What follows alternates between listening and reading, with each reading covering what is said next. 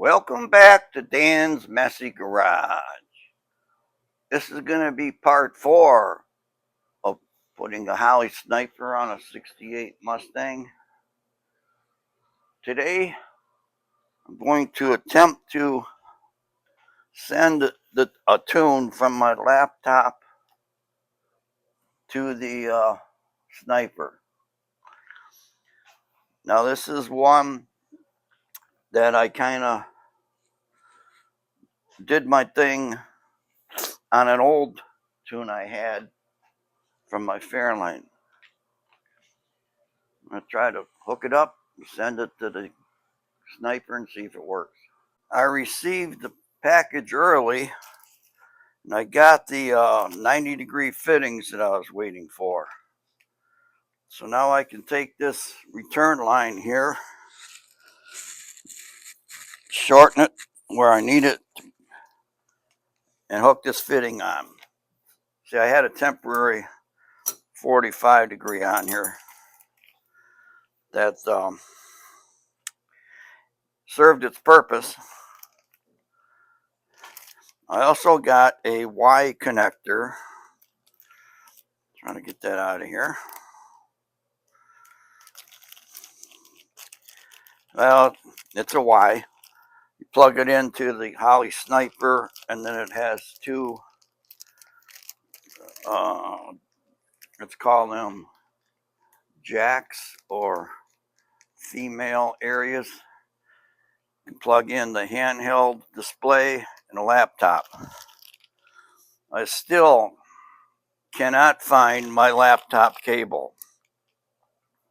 I have looked and looked, and then I went and looked some more. I don't know where it is. I ordered one, another one. It'll be here tomorrow.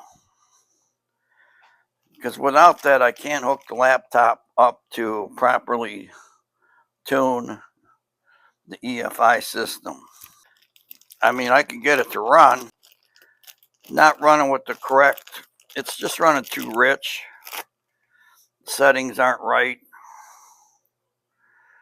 And I need my cable.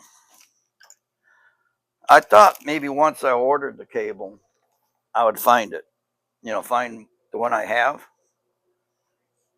I ordered it the other day. And I just spent a couple hours in here and in the house, the basement.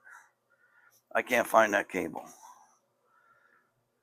All right, so I'm going to get this taken care of, this return line, and then move on. All right, I got the line cut. I marked it where it needs to be. Now I'm going to put this fitting on. These work a little different than the other fittings that are just for rubber lines. You slide that nut on there, which goes on easily. And then you're supposed to peel back this braid and take my tape off there first. There's a braid, two braids. There's a stainless steel braid and a nylon braid. What you gotta do is peel back the stainless steel braid from the nylon center, or PTFE, Teflon center. Then they give you a ferrule that you put over the nylon. Like that. And you got to knock that down in there. Now the braid gets pulled back up and gets compressed on that sleeve when you put this part of the fitting in. You shove this in there. Good tight fit. And then you screw this on.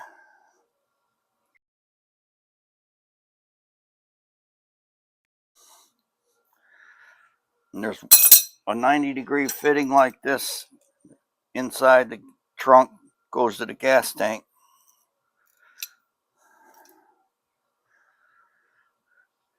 Looks good. So now I gotta feed this up and hook it onto that surge tank.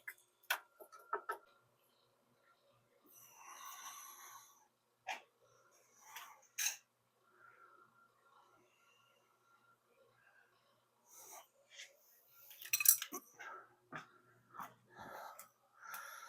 goes right here.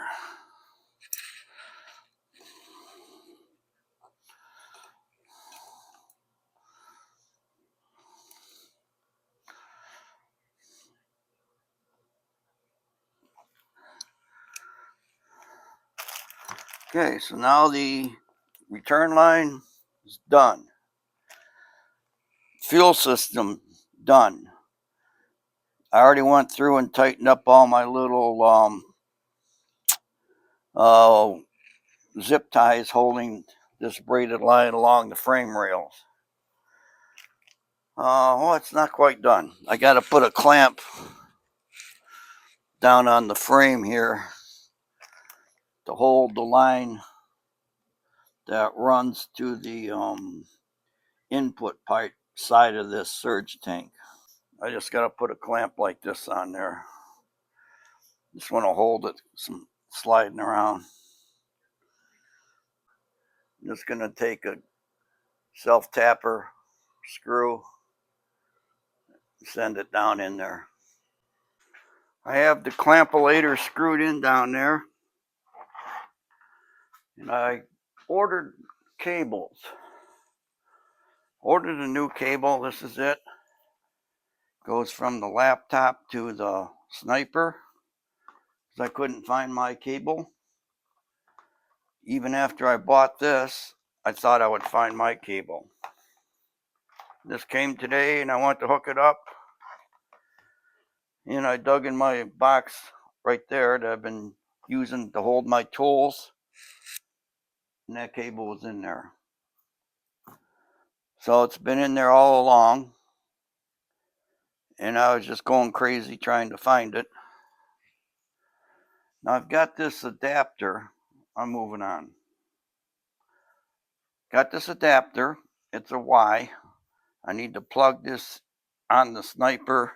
Then I can plug in my laptop cable and the handheld cable. To do that, I need to drill a hole in the firewall to have those cables come through. And another thing I want to do is move my pressure gauge from the Sniper right here to the unit, to the fuel pump. Because this says about 58 to 60 psi here, but the gauge right on the other end of the line is reading about 40, 42. It does run. I had a problem with my oxygen sensor, but I bought a new one of those. That came when this cable came. Put the sensor in and it's working. So there's a possible issue with this filter, because I got 60 psi on one end of it, 40 or 42 on the other end. I'm going to take the gauge off of there. First, move it here. See if it reads the same as this gauge. If it does, then that tells me the gauge is okay.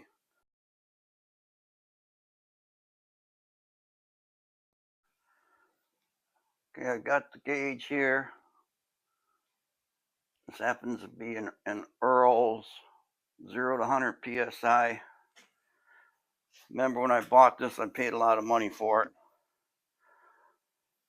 But it's made to go right in line. So I'm going to put it on here.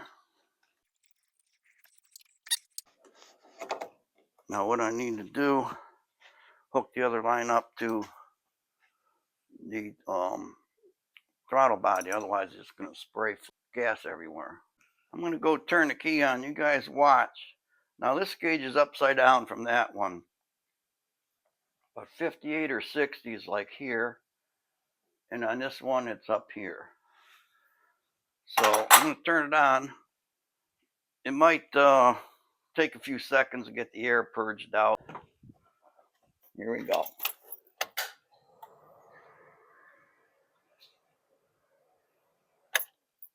Well, of course, that read about 40. That read about 60. So I suspect that gauge isn't correct. Got other gauges here. Don't know if that'll work. This one might. This might be the most likely candidate here. I take this end off of here. So I'm going to grab some tools, take that gauge off, and stick another one on there. I'm hoping that it's just the gauge is wrong. Because with this reading 40 here and 40 over there, that means that this filter's okay. It's not stopping a lot of pressure. First thing I need to do is take that off of there.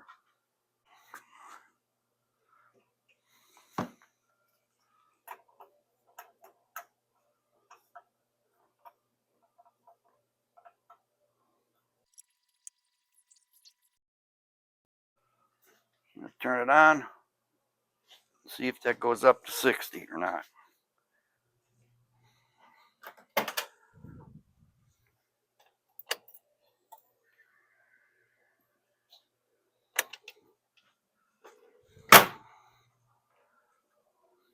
Well, it did. It went up to 60 or 58. And that's what this other one reads. So this high dollar gauge isn't right. But there is a rubber plug right here. I wonder if I need to. Oh, see, I just took that out and it relieved pressure. It is still an oil fill gauge. Okay. Wonder if that was stopping from reading correctly because it had pressure in there. One way to find out.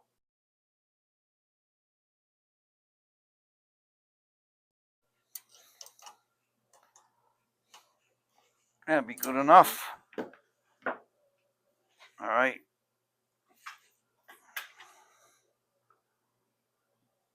Should be able to see if it either goes to 40 or 60.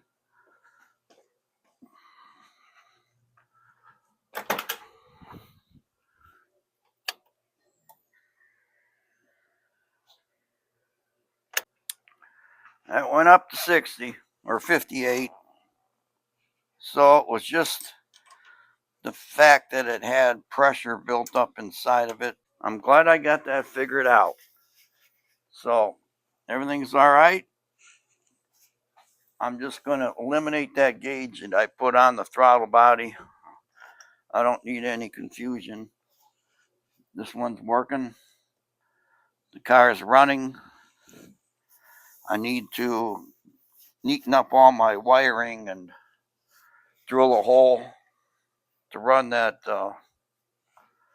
Y adapter through. And I'm not going to record any of that drilling a hole nonsense. The other thing I need to do is make a shield in the trunk for my return line. I'm not going to record that either. I'll just figure something out. So that's going to be the end of part 4. Putting a Holley Sniper on a 68 Mustang. Thank you for watching Dan's Messy Garage. Stay tuned to my channel for other videos and projects. Bye.